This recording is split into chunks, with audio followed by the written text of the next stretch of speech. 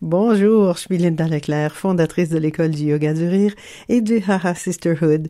Aujourd'hui, dans le 2e épisode de L'élément joie, balado-diffusion qui font du bien et qui donne des idées, je rencontre quelqu'un que tous les jeunes connaissent. Je commence par vous donner des indices. Si je vous dis « Savais-tu ?» Les aventures de Billy Stuart et les Intrépides, le capitaine Statique, ça vous dit déjà quelque chose? Eh bien oui, aujourd'hui, on aura avec nous Alain M. Bergeron. Alain qui est un auteur vraiment prolifique puisque en 2013, il avait déjà dépassé le cap des 180 livres.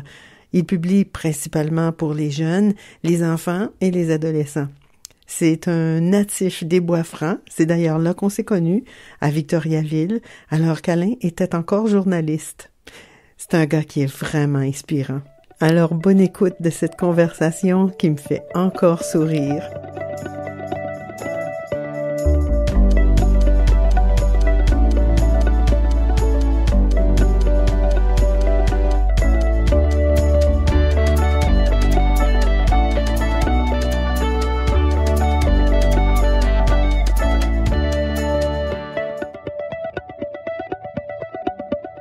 Alors, je suis avec Alain Bergeron aujourd'hui, Alain M. Bergeron, oui, qui est un auteur vraiment, vraiment très, très prolifique. Et Alain, il y a très longtemps qu'on se connaît, toi et moi je suis très épatée de ton parcours, premièrement.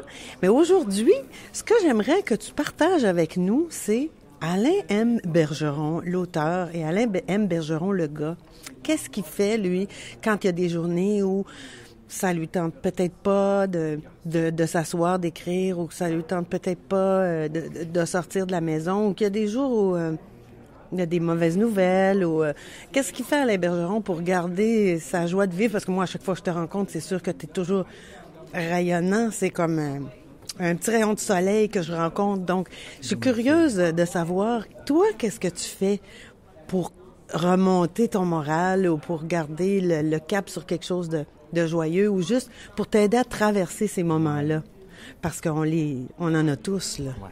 En fait, ces journées-là sont très, très rares. Parce que, là, je suis auteur à temps plein depuis 10 ans. Je gagne ma vie avec ça. Et puis, il n'y a pas une journée où j'ai peur de me lever. Il n'y a pas une journée où je devance pas le cadran. Le cadran sonne à 5 heures à tous les matins. Puis c'est probablement pour ça que j'ai des mauvaises nuits, parce que j'ai toujours hâte de me lever puis de voir, bon, qu'est-ce qu'il y a à faire, parce que c'est jamais pareil d'une journée à l'autre. Alors, le plaisir de travailler est toujours là. Le plaisir de rencontrer les enfants est toujours là. Alors, des profs également. Je me considère comme un privilégié. Je suis très, très, très... pas chanceux parce que il y a une part... C'est pas de la chance. Non, c'est pas de la chance. Il y a beaucoup de travail. Il y a une part de chance aussi, mais c'est surtout beaucoup de travail. Alors, je me considère privilégié de pouvoir gagner ma vie avec ça quand on sait que c'est très, très difficile, qu'il y a très peu d'auteurs qui gagnent leur vie avec ça. Alors, ça, cette espèce de reconnaissance-là envers ce que j'ai, envers ce que je fais, elle me revient régulièrement. Puis s'il y a des moments qui sont plus difficiles, s'il y a des moments où je me dis, il me semble aujourd'hui, je resterai à la maison, j'ai juste à me rappeler que je refuse au-delà d'une centaine de demandes d'animation à chaque année parce que je peux pas toutes les faire. Tu peux pas être partout. Là. Non. Puis là, je pense à des collègues auteurs qui en reçoivent 1 ou 2 par année. Puis là, je me dis, tais-toi, puis vas-y. Puis en même temps, je fais toujours un rituel quand je reviens de mes animations parce que j'ai tendance à dormir en voiture. Faut que je fasse attention. J'arrête toujours Tim Hortons, pas faire de pub, puis je me prends mon café. Et je me dis, la madame ou le monsieur qui travaille au Tim Hortons, là, il fait peut-être dans une semaine ce que moi je peux faire dans une journée et demie ou 2 jours. Alors, je suis qui pour commencer à vouloir me plaindre de « faut que je sorte aujourd'hui, faut que j'aille rencontrer des enfants. » Moi, je suis payé pour aller dans les écoles, pour aller dans les salons du livre comme là, comme tu as vu, pour me faire dire par des gens, on aime beaucoup ce que vous faites, on adore ce que vous faites. Il y a des milliers, tu sais, quand tu viens d'un salon du livre, là, il y a des milliers de livres, tu as des centaines puis des centaines d'auteurs. Un enfant va prendre ton livre, il va te cibler puis il va aller te voir. Pour moi, c'est tous des petits miracles. Quand les livres sont vendus en librairie, c'est le même principe. t'as des dizaines de milliers de livres dans les librairies. Un enfant va aller avec ses parents, ou il va demander à ses parents, ou il va sauver. Souvent, ils travaillent pour gagner leurs sous. Ils prennent l'argent qu'ils ont eu pour acheter le livre. Comment veux-tu que je me sente pas privilégié? Alors moi, c'est sur une base quotidienne. Ça fait une longue réponse, là. Mais c'est sur une base quotidienne. Moi, je demeure à Victoriaville. Je rencontre les enfants, je les rencontre dans la rue. Ouais. Quand je marche avec mes chiens, quand je vais à l'épicerie, je rencontre des parents. L'autre fois, j'étais à la bibliothèque, il y a un papa qui vient me voir, puis il dit, vous savez, mon garçon, le premier livre qu'il a lu de sa vie, c'est un des vôtres, puis il est dyslexique. Puis le monsieur se met à pleurer devant moi. Qu'est-ce que tu veux que je fasse à ça? Alors, tu sais, je le prends comme c'est un grand honneur pour moi. C'est vraiment... alors, ce genre de témoignage-là, je le reçois régulièrement. J'étais au Salon du Livre de Montréal l'année passée. Coup sur coup, des mamans qui viennent me voir pour me dire... Mon garçon, c'est le premier livre qu'il a lu, c'est un savais-tu. Puis là, ils partent à pleurer, une en arrière de l'autre. J'ai pas l'habitude de faire cet effet-là aux filles, moi, là. J'ai pas l'habitude de les faire pleurer. Alors, ça, ce genre de truc-là... tu sais, comment veux-tu que je sois pas... C'est des moments touchants. Oui, c'est des moments touchants, puis c'est valorisant aussi. Alors, comment veux-tu que je sois pas... content de ce que je vis. Puis, ben oui, il y a des moments que c'est plus difficile. Là. Des fois, des difficultés personnelles, mais aussitôt que je tombe dans mon élément à moi. Par contre, il faut que ça aille bien dans ma vie pour que ça aille bien au niveau professionnel aussi, parce que les deux, j'ai beaucoup de difficultés à les séparer. Oui, parce que tu es en création. Donc, tu sais, si toi, tu écris de la maison, si tu vis, je sais pas s'il y a de la maladie autour de toi ou des personnes qui vont moins bien ou des relations qui sont moins harmonieuses, c'est sûr que ça crée pas une vibration, un climat pour te permettre de... Puis, ce que je retiens de ce que tu dis, c'est que toi, tu vogues d'un projet à l'autre en ayant conscience de la chance et du privilège que tu as. Puis ça, c'est ton combustible pour te permettre justement de regarder en haut puis de pas regarder en bas quand tu marches. Oui, puis c'est ma motivation. Puis je me souviens très bien de mes débuts, là. Ça a pris 8 ou 9 ans avant qu'un éditeur accepte de publier un de mes livres, une de mes histoires. 8 ou 9 ans de refus systématique. Mais je continuais à écrire parce que j'aimais ça, j'adorais ça. Alors, quand les premiers livres sont parus, quand j'allais dans les salons du livre, c'était pas la cohue, là. Dans les 2 premiers salons du livre, je peux te dire le nom des personnes qui sont venues me voir pour faire signer des livres. La mère de Pierre Falardeau au Salon du Livre de Montréal, parce qu'elle devait être fatiguée, puis elle cherchait une chaise pour s'asseoir, puis elle est venue me jaser. Puis elle a eu pitié de moi. Fait que c'est la seule personne à qui j'ai signé un livre en 97-98. Puis l'année d'après, c'est Michel Grande, qui est un BDiste, puis avec qui j'avais noué des liens. Alors, il a eu pitié de moi, puis il est venu signer. C'était dans les 2 premières années au Salon du Livre de Montréal, c'est ça que j'ai signé. C'est sûr que par après, ça l'a augmenté. Alors, à partir de là... Et ça, c'est quelque chose, parce que là, maintenant, on sait à quel point tu es populaire puis que ça va bien.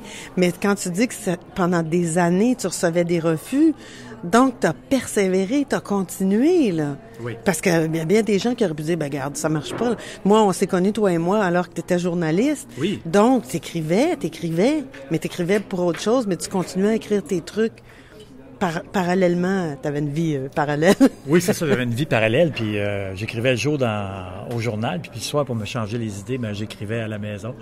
C'est ça, alors il y a une longue période où il s'est rien passé, puis quand ça a commencé à se produire, ben là, c'était de dire, je continue, je fais les 2 jobs en même temps, puis on verra où ça va nous mener. Puis il y a 10 ans, ben là, j'étais rendu à un point où je fais un ou je fais l'autre, mais là, il faut que je prenne une décision. J'ai pris la décision de devenir auteur à temps plein et j'ai jamais regretté ma décision. Ça a été la meilleure décision que j'ai prise de ma vie.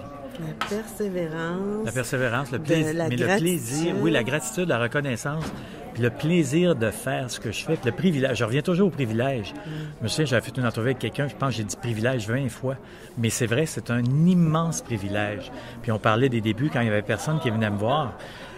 Quand tu signes dans les salons, tu as toujours une période de temps. Tu as 1 heure, 1 heure et demie, puis après 1 heure et demie, il faut que tu tasses pour laisser la place à d'autres. Puis souvent, ça arrive, ils sont obligés de couper la file parce qu'il y a trop de monde. Fait que là, les enfants s'en vont. Puis moi, ça me brûle de savoir que les enfants... Des fois, il y en a qui attendent 1 heure, puis ils se font dire, non, faut que tu t'en ailles. Fait que dans ce temps-là... oui, parce qu'il y a d'autres auteurs qui attendent. Oui, c'est ça.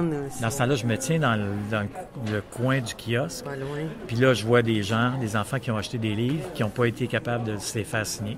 Puis là, ils viennent me voir, puis là, je signe les livres. Ça me fait extrêmement plaisir. Ça, c'est du temps supplémentaire que j'ai pas. Ben, ça, c'est du temps supplémentaire d'amour. Parce oui. que c'est ça qui fait la différence entre quelqu'un qui fait son temps puis quelqu'un qui le fait par passion puis par conviction que qu'est-ce que tu crées, tu le reçois, ben c'est pour quelque chose qui va faire vraiment... Oui, mais j'ose croire que tout le monde est comme ça. J'ose croire que les gens réalisent que quand il y a des gens, des enfants qui viennent te voir ou des adultes qui viennent te voir, c'est un privilège. Je reviens encore, privilège. Mais c'est le mot exact. Oui, c'est ça. C'est une grande fierté. Synonyme. C'est une grande fierté pour tout le monde. Puis, tu sais, c'est un contact humain aussi. Puis, il y a des gens qui viennent me voir dans les salons du livre, puis avec qui je suis ami Facebook, là, la page Facebook, ça marche beaucoup. Ouais. Avec qui je suis ami Facebook, ben ils sont tous surpris des fois que je leur réponde.